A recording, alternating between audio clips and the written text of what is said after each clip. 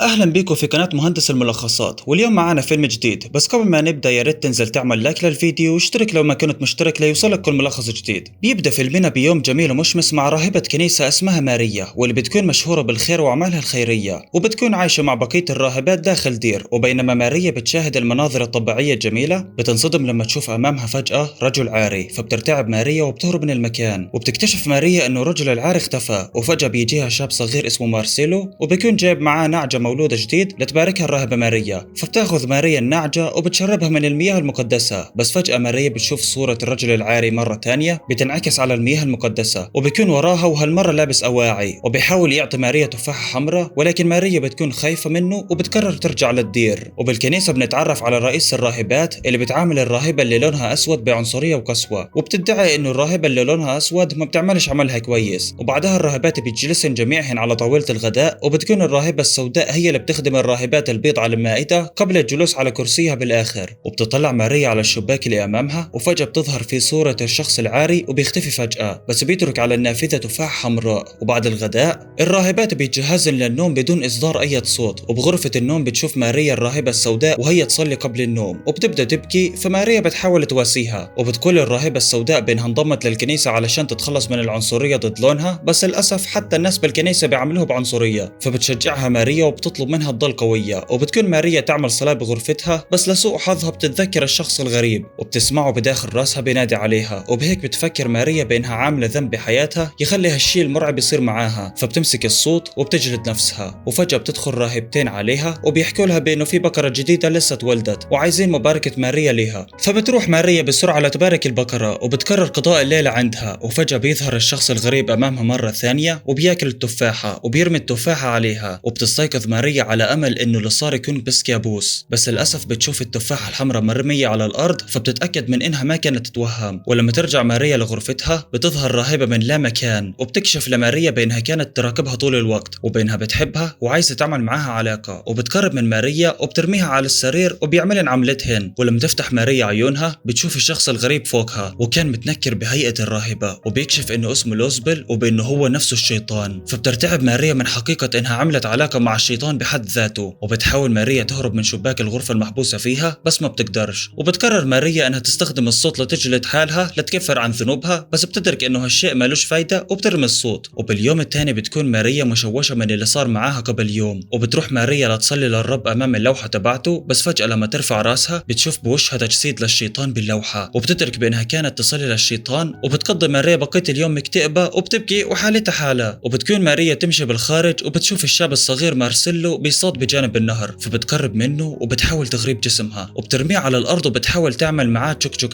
بس مارسيلو بيهرب منها بالاخر. وبنفس اليوم اثناء الغداء بتنصدم ماريا لما تشوف انه كوب الشراب اللي كانت على وشك تشربه موجوده في افعى. وبتروح ماريا لغرفه واحده من الراهبات وبتحاول تعمل معاها علاقه، بس الراهبه بتغضب وبتدفع ماريا بعيد عنها. وبتحاول تهرب من الغرفه، بس ماريا بتهجم عليها وبتطعنها حتى الموت. وبوقت ثاني بنشوف الراهبه السوداء وهي زهقت من التعذيب والعنصريه اللي بتمر فيها، فبتقرر تنهي حياتها. وبتلبس حبل المشنقه وبتبدا تدعو الرب يغفر لها. وبتشوفها ماريا، ولكن بدل ما تساعدها بتهجم عليها وبتساعدها على الانتحار. وبتكون ماريا تمشي بالليل وبتشوف بوما، وفجأة بتسقط تفاحة حمراء أمامها مباشرة، فبتهرب بسرعة. وبتروح ماريا للقرية وبتطرق على باب بيت مارسيلو، وبيكون مارسيلو نايم بغرفته، وأمه بتسمح لماريا تدخل عنده لتطمن عليه. وبتسكر ماريا الستارة للخصوصية، وبتقترب من مارسيلو وبتبدأ تداعب فيه، وبتخلع ثيابها وبتنام معاه. فبيستيقظ مارسيلو وبيحاول يبعد ماريا عنه، وبتحاول ماريا تسكته ولكنه بيفضل يصرخ. وبالاخر بتمسك ماريا سكينه وبتطعن فيها مارسيلو حتى الموت، بس بتكتشف ماريا انها قتلت عجوز كبيره مش مارسيلو. فبتنصدم وبترمي شمعتها على الارض وبتتسبب باحراق البيت بالكامل. فبتهرب من البيت بسرعه، وبترجع ماريا للدير وبتشعر بالذنب الشديد للجرائم اللي عملتها. وبتبدا تدرك بانها بدات تنحرف عن الكنيسه، وبرضه بلشت تخلف بقسمها اللي اقسمته للكنيسه بانها تكون مؤمنه جيده. وباليوم الثاني بتقول الراهبات لماريا عن الجثتين اللي تم العثور عليهن قبل يوم، وعن التجهيزات لدفنهم، وهم الراهبات والعجوز اللي قتلتهم ماريا. فبتنزل ماريا لمكان الجثث وبتسترجع من العجوز شيء كان بيدها، وبنلاحظ انه رئيسة الراهبات كانت تراقب فيها طول الوقت، وبتعرف انه ماريا هي اللي عملت هذه الجرائم. ولما تطلب الرئيسة من ماريا الاعتراف بتقول ماريا انها ملبوسة من الشيطان، وبانها بتعمل امور ما كانت تحس انها بتعملها اصلا. فبتنصحها الرئيسة انها تصلي للرب بكل حرارة ليصفح عن اي ذنب عملته. وبتشوف ماريا الرئيسة وهي تدعي الرب، وفجأة ماريا بتمسك بتمسك الرئيسة وبتخنقها حتى الموت، وبتاخذ ماريا الجثة لمعبد الكنيسة، يعني شيء بيشبه ثلاجة الموتى لتبعد الشكوك. واثناء الدفن بتتخيل ماريا انه الراهبة اللي بتحفر القبور هي نفسها العجوز اللي حركتها ببيت مارسيلو، فبترتعب وبتهرب من الجنازة الى الجبال، وبتوصل لكهف وبتبدا تصلي للرب ليسامحها على ذنوبها. واثناء هالشيء بيظهر لوزبل فجأة وبيحكي لها بانه الراهبات قادمات لمكانها لاعدامها عقابا على جرائمها ومحاسبة ليها، وبيطلب منها انها تطلع على الراهبات القادمات وبيديهن عصي محترقة لاعدام ماريا. وبيشرح لوزبل لماريا الطريقة البشعة اللي حتتعذب فيها ماريا قبل ما تموت، فبتخاف ماريا وبتصرخ من الخوف اللي حست فيه بمجرد انها تخيلت بس انها بتتعذب، وبتنادي على لوزبل وبتطلب منه انه ينقذها من مصيبتها. وفجأة العصي المحترقة بايدين الراهبات بتتحول لورود جميلة مع الاقتراب من ماريا، وبساعدنها الراهبات على النهوض، وبيطلبن منها انها تكون الرئيسة الجديدة للراهبات لانه الرئيسة القديمة مختفية. وبتوافق ماريا لما تشوف اصرار الراهبات على توليها منصب الرئيسة. وبمجرد العودة للدير بتلمح ماريا قطة سوداء واقفة جنب البيت، وبتتوجه الراهبات لحضور حفل تنصيب ماريا كرئيسة جديدة. وفجأة بتتخيل ماريا انه بيت الكنيسة تحول لملهى ليلي، وبتشوف الراهبات وهن يرقصن بطريقة مغرية وكله بيعمل تشك تشك اح مع بعضه. وفجأة بيظهر لوزبل وبيقترب من ماريا، وبيمرها لوزبل انها تنظر للراهبات اللي حتقودهم، وبتكون ماريا تبكي بكل حرقة وندم على اللي بيصير. وفجأة واحدة من الراهبات بتمسك سكينة وبتطعن فيها ماريا، وبرضه 4 راهبات بيعملن نفس الشيء. وبيكون الشيطان لوزبل ينظر للمشهد بنظرات مرعبة، وبتدخل ماريا غرفتها وبتكون استسلمت لجروحها، وبتتمدد على الأرض وبتلفظ أنفاسها الأخيرة وبتموت. وبيكون بالخارج 3 راهبات، وهم نفس الراهبات اللي قتلتهم ماريا، واللي هم الراهبة السوداء والرئيسة القديمة والراهبة اللي كانت حتعمل معاها ماريا علاقة. وبنشوف لوزبل وهو يلحق راهبة ثانية وبإيده تفاحة، وبيكون يبحث عن ضحيته الثانية. وهذا كان ملخص فيلم ساني فيكو. اشترك بالقناة يا صديقي علشان ما تفوتكش أحدث الملخصات من مهندس الملخصات، واترك لايك للفيديو لو عجبك لتدعم نمو القناة، وشوفكم على خير بالملخصات الجاية إن شاء الله.